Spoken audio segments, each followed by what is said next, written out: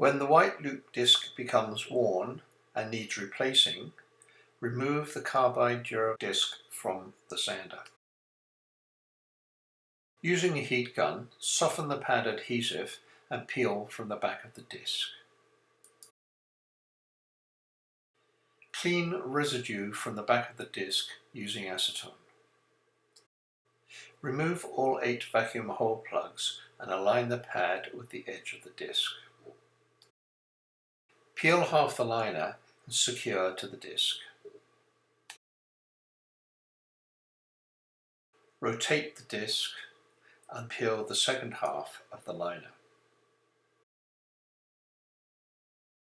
Allow the pad to fall into place, smooth with the palm of your hand and roller to secure. Hold the grit face of the disc against the platen to establish the overhang for your brand of sander.